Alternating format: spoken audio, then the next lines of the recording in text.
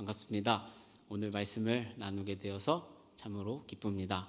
혹시라도 집에서 올림픽과 함께 예배를 드리시는 분들이 계시다면 잠시 올림픽을 끄고 같이 예배에 집중해 주셨으면 좋겠습니다. 복음에는 놀라운 점이 있습니다.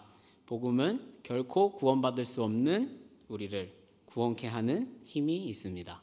그런데 복음은 우리가 처음 구원받았을 때만 효력이 있는 것이 아닙니다. 우리가 구원받은 이후에도 우리들의 신앙에 매우 결정적인 영향을 끼칩니다. 복음이 실제적인 신앙에도 영향을 주는 한 특징이 있는데요. 그것은 바로 우리에게 완전히 새로운 관점을 제공해 준다는 것입니다. 한 가지 이야기를 살펴볼까요?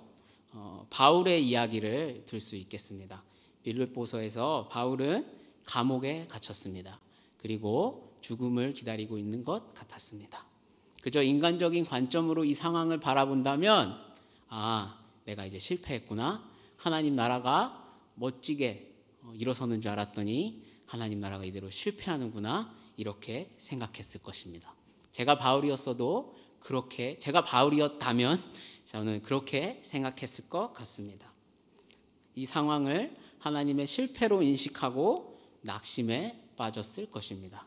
그렇지만 바울은 이 상황을 그렇게 보지 않았죠. 자신이 감옥에 갇힌 이 상황이 오히려 하나님 나라의 진전임을 보았습니다. 이런 절망적인 상황에서도 하나님께서 일하고 계심을 바울은 보았습니다. 복음은 바울에게 자신과 교회 그리고 세상을 완전히 다르게 보는 관점을 제공해 주었습니다. 이것이 바로 우리들의 신앙에 복음이 미치는 매우 결정적인 영향입니다. 자, 그럼 간단하게나마 이런 영향력 있는 복음이 무엇인지를 정리해 볼까 합니다. 복음은 먼저 우리가 잘 아시듯이 예수 그리스도께서 우리를 위해 행하신 일을 뜻합니다. 그분의 사역과 십자가의 죽으심 그리고 부활이죠. 그리고 더 세밀하게 이 예수 그리스도의 사역을 중심으로 삼위일체 하나님께서 지금까지 하신 일들 그리고 앞으로 하실 일들을 뜻합니다. 이러한 구체적인 내용을 우리는 전제하고 복음을 좀 더 단순하게 정리해 본다면 복음은 하나님께서 우리를 위해 하신 일 그리고 지금 그리고 앞으로 하나님께서 지속적으로 우리를 위해서 하실 일을 뜻합니다. 바울의 관점도 바로 이 하나님께서 하신 일과 하실 일의 관점으로 보았기 때문에 다르게 본 것이었죠. 그리고 오늘날 우리들도 바로 이 복음의 관점으로 현재를 이 세상을 다르게 보아야 합니다. 이것을 기억하시고 우리 오늘날의 상황을 잠깐 생각해 볼까요? 코로나 사태로 인해 교회는 큰 어려움을 겪고 있습니다. 제가 일일이 말씀드리지 않아도 잘 아시죠? 이런 상황 가운데 자주 들리는 아주 요즘 핫한 단어가 있습니다. 그것은 바로 신앙의 양극화입니다. 잘하는 사람은 신앙을 더 잘하고 못하는 사람은 신앙을 더 못하게 된다. 수많은 교회의 목사님들 그리고 교회 교역자들 그리고 교회 리더들과 심지어 당사자들이 이것을 잘 느끼고 계실 겁니다. 그런데요, 제가 이 상황을 곰곰이 생각하는 가운데 신앙의 양극화라는 이 관점에는 하나님이 없다는 것을 발견했습니다. 우리가 이렇게 생각하는 이 관점에는 하나님이 여기서 일하신다는, 하나님이 지금도 우리를 위해 일하고 계신다는 복음의 관점이 보이지 않습니다. 만약 우리가 믿는 하나님이 저 높은 곳에서 그저 우리를 지켜보고 계시는 분이라면 신앙의 양극화 인정하겠습니다. 하지만 온 우주를 창조하신 능력의 하나님 그리고 우리를 위해 십자가를 지신 하나님이 지금 이 순간에도 우리와 함께 하시며 우리를 위해 일하신다는 이 복음의 관점이라면 우리가 봐야 될 그 모습은 조금 달라야 하지 않을까요?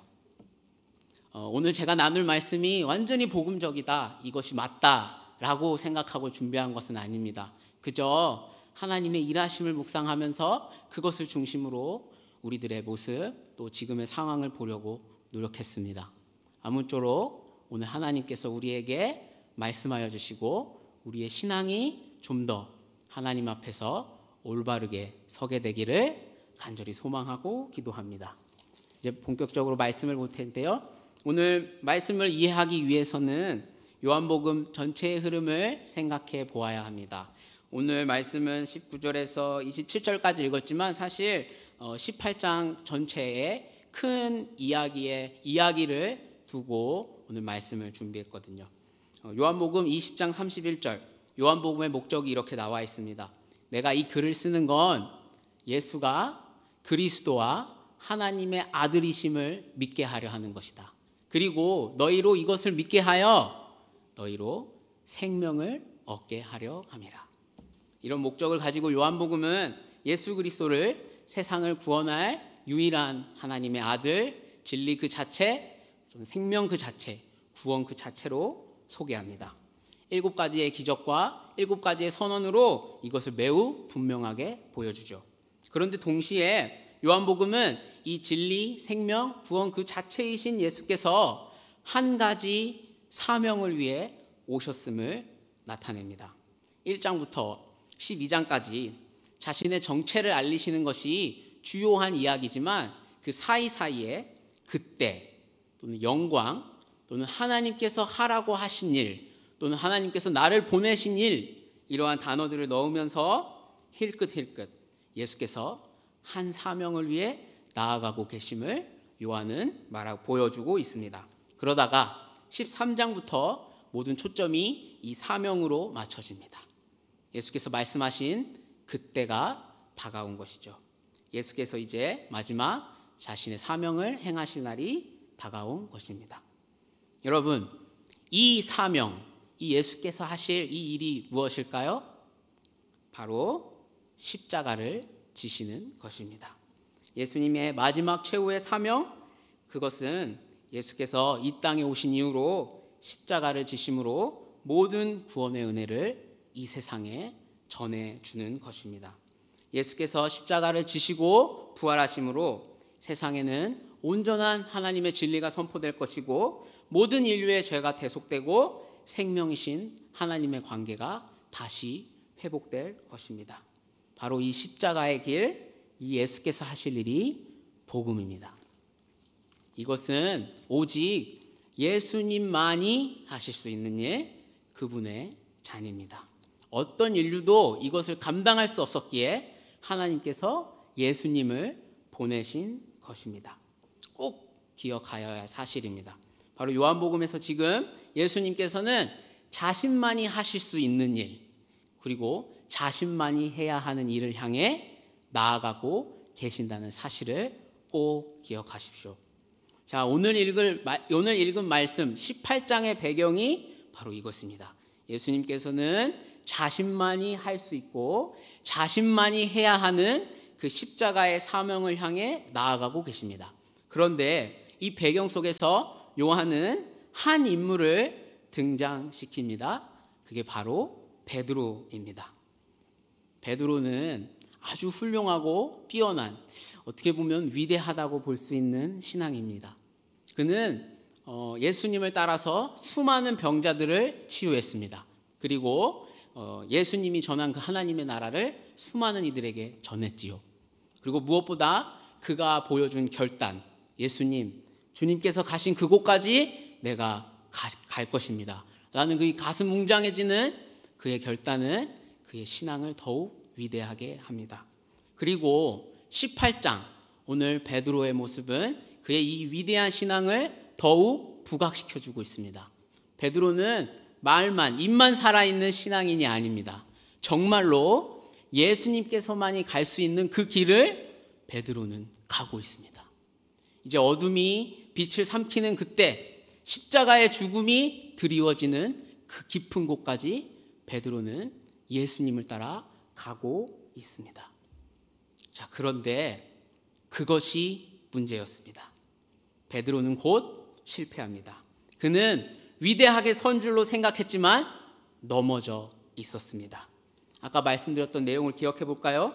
18장, 이곳은 베드로의 무대가 아닙니다. 베드로가 따라온 이 길은 오직 예수님만이 가실 수 있는 길, 예수님만이 가야만 하는 길이었죠. 예수님께서도 13장에 이미 그것을 말씀하셨습니다. 베드로가 엄청난 결단으로 예수님, 제가 예수님 당신이 가시는 그 어느 곳도 따라가겠습니다 라고 고백했을 때 예수님께서 말씀하셨죠. 지금은 너가 나를 따라올 수 없다. 내가 죽은 후에야만, 내가 이 일을 감당한 후에야만 너가 나를 따라올 수 있다 라고 말씀하셨었습니다. 이것은 베드로가 감히 감당할 수도 없고 감당해서도 안 되는 그 길이었습니다. 그의 넘어짐은 베드로의 그 위대한 결단이 자신을 의지한, 복음을 망각하고 하나님의 일하심을 저버린 교만이었다는 것을 보여주는 것이 아닐까요? 자신이 지금까지 이뤄온 신앙의 멋진 성취들에 취해 내 스스로의 힘으로도 예수님의 길을 감당할 수 있다는 교만이 아니었을까요? 교부 중에 황금의 입이라고 불리는 크리소스톰이라는 교부가 이런 말을 했습니다. 우리의 구원을 저버리게 하는 것이 두 가지가 있는데 그중 하나는 우리 자신의 선함에 만용을 부리는 것이다. 오늘 말씀 가운데 보이는 베드로의 모습이 이와 같습니다. 자신의 선함에 취해 감히 복음의 자리, 예수 그리스도의 자리를 넘보는 만용입니다. 복음은 하나님이 일하시는 것에서 출발하는 관점이라고 했습니다. 지금 베드로의 모습은 하나님이 하실 일을 전혀 생각하지 않은 비복음적인 모습이죠. 복음은 그리고 베드로에게 말하고 있습니다. 너의 그 잘나 보이는 신앙은 나와 무관한 것이라고. 너는 너 자신이 우뚝 선 우상 숭배자라고 말하고 있습니다. 그리고 이 복음은 베드로에게 말씀했던 것처럼 지금 우리들에게 말씀하고 있습니다. 특히 아까 신앙의 양극화의 이야기를 했었죠. 신앙의 양극화에서 저 높은 끝에 있다고 생각하시는 분들에게 복음은 말합니다. 너희 베드로와 같은 자들이여, 선줄로 알거든 넘어질까 조심하라. 혹시 지금 복음을 떠나서 스스로 무엇을 할 수 있다고 생각하고 있는 것은 아니냐? 너 스스로 예수가 가신 길을 갈 수 있다고 만용을 부리고 있지는 않느냐? 우리가 잘 습득해온 신앙의 습관, 매일매일 쌓아온 신앙의 실천들, 그 어떤 것도 우리를 지킬 수 없습니다. 우리를 구원할 수 없습니다. 그게 가능했다면 예수님은 필요하지 않으셨겠죠. 그게 불가능하기 때문에 예수님께서 오셨고 예수님께서 십자가를 지셨습니다. 오늘 하나님께서는 이 베드로의 모습을 통해서 다시 한번 기억하게 하십니다. 우리의 신앙은 오직 예수 그리스도, 또 그분이 하신 일, 또 그분이 앞으로 하실 일, 이 복음에 달려있다는 것이요. 신앙은 오직 예수님만을 의지하는 것입니다. 복음 앞에서 우리의 상태를 한번 되돌아봅시다. 너무 자신감에 차 있지는 않은지, 지금 나는 복음만이 할 수 있는 것을 내 스스로 할 수 있다고 생각하고 있지는 않은지, 그리고 지금 내 신앙이 어디에 서 있는지, 이것이 복음이 우리에게 주는 첫 번째 새로운 관점입니다. 이제 두 번째를 살펴보겠습니다. 우리가 읽진 않았지만 예수님과 유다의 관계를 통해서 살펴보고자 합니다. 그리고 이것은 신앙의 양극화의 저 아래편에 계신 분들과 관련 있는 것이라고 할 수 있습니다. 유다는 그저 악한 인물로만 소개되지 않습니다. 요한복음에서는 나오지 않았지만 마태복음에서는 그의 후회를 볼 수 있습니다. 유다는 자신이 크게 잘못했다는 것을 인정하고 깨닫습니다. 하지만 그는 실패했습니다. 죄책감을 이겨내지 못하고 자결했습니다. 유다에 대해서 많은 논란이 있지만 그가 예수님께 돌아오지 않았다는 사실, 그가 죄책을 가졌고 뉘우쳤지만 자신의 잘못을 인정했지만 결국 예수님과 아무런 관련이 없는 사람이 됐다는 사실은 그의 실패를 보여줍니다. 그의 실패는 이렇게 설명해 볼 수 있을 것 같습니다. 방금 인용했던 크리소스톰의 두 번째인데요. 우리의 구원을 저버리게 하는 그 두 번째는 자신의 악함에 희망을 잃어버리는 것, 즉 낙심하는 것이다. 신앙의 실패, 자신의 나약함과 악함에 대한 깊은 좌절. 이 좌절과 낙심의 원인도 사실 베드로의 교만과 그 본질은 동등합니다. 복음을 의지하지 않는 것입니다. 예수께서 하신 일을 바라보지 않는 것입니다. 내 자신만 바라본 결과였습니다. 하나님의 아들을 죽게 만들었는데 내가 이 죄를 어떻게 감당할 수 있겠나? 만약 복음이 아닌 내가 무엇을 하는 걸로 생각했다면 당치도 않는 일이죠. 당연히 자결해야 됩니다. 자결은 당연한 것입니다. 완전한 실패입니다. 그런데 요한복음에서 우리 아까 생각해본 복음은 무엇이었습니까? 우리가 이 일을 할 수 없기 때문에 예수님께서 오셨다는 것이었죠.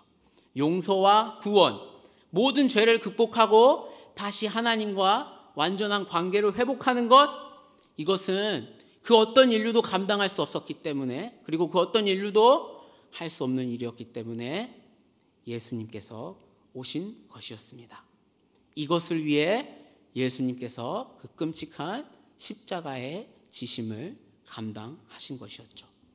이 양극화에서 저 아래에 계신 분들, 오늘 말씀을 기억하십시오. 여러분들의 끊임없는 낙심과 실패의 이유는 무엇입니까? 내가 무엇을 해야 한다는, 내가 해야 한다는 비복음적인 생각에 사로잡혀 계신 것은 아닙니까?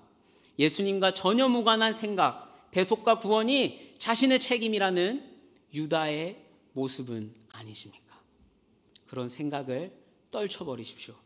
그것은 결코 예수님께서 우리에게 주신 그 신앙이 아닙니다. 복음은 구원을 예수께서 우리에게 선물로 주셨다는 것 아닙니까?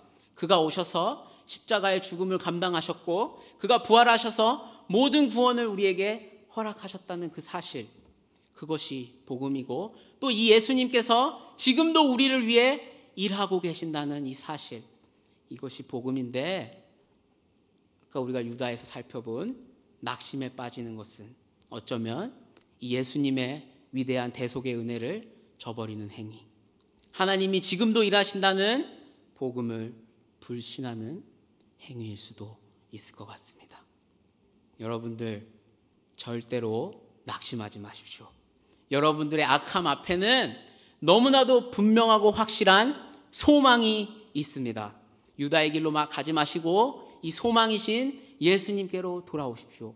예수님께서 바로 실패하신 여러분들을 위해서 이 땅에 오셨고 십자가를 지셨고 지금도 여러분들을 위해 일하고 계십니다. 오히려 지금이 기회일 수도 있습니다. 우리의 무능함을 깨닫고 철저히 예수님만을 의지할 수 있는, 죽음 없이는 부활도 없었습니다. 어쩌면 죽은 것과 같은 지금의 이때가 예수님 안에서, 복음 안에서 다시 태어나는 부활의 때일 수도 있습니다. 이제 말씀을 마무리하겠습니다. 우리는 복음의 관점으로 우리의 상황을 새롭게 보았습니다. 만약 기독교가 내가 신께 무엇을 해드려야 한다는 그런 종교라면 잘하는 사람은 더 잘하고 못하는 사람은 더 못하더라, 이러한 상황 인정하겠습니다. 하지만 위로부터 아래로 우리가 아닌 하나님, 하나님이 하신 일과 그리고 하나님께서 하실 일, 이것에 기초한 복음이라면 상황은 전혀 다릅니다. 우리의 잘함은 오히려 위기의 때일 수 있습니다.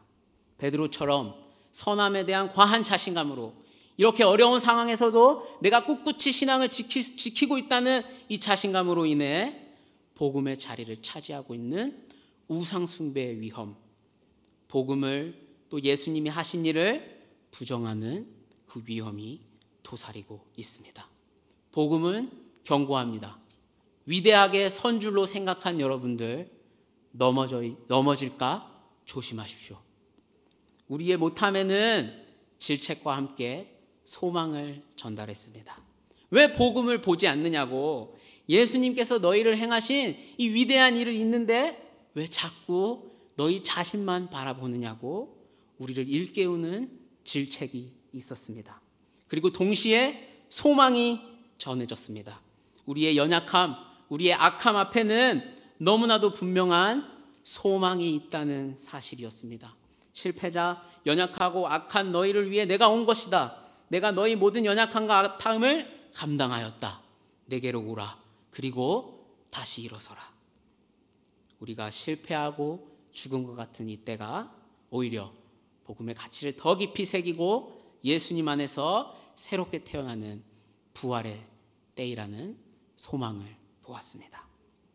오늘 여러분들은 어디에 속하십니까? 저 높은 쪽입니까?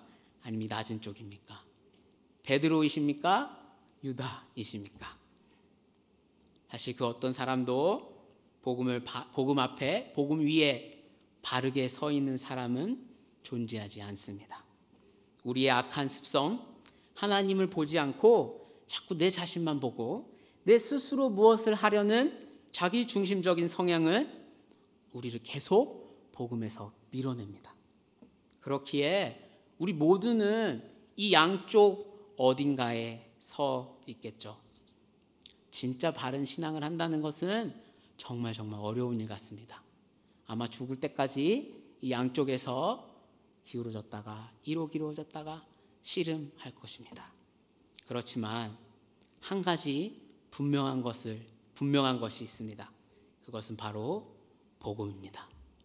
하나님께서 우리를 위해 일하셨다는 사실, 하나님께서 우리를 위해 지금도 일하신다는 사실, 이 복음은 분명히 있습니다. 이 복음은 그 어떤 악과 위협에서도 우리를 안전하게 할 것입니다. 그리고 그 어떤 죄책과 두려움에서도 우리를 평안하게 할 것입니다. 복음은 우리에게 완전한 자유를 선물로 줄 것입니다. 이 시간 우리의 모든 나약함, 연약함, 죄책감, 두려움, 이러한 우리를 얽매는 모든 것들을 하나님 앞에 내놓읍시다. 그리고 그분 안에서 다시 안정과 평안 그리고 자유를 경험합시다. 자, 우리 찬양하도록 하겠습니다.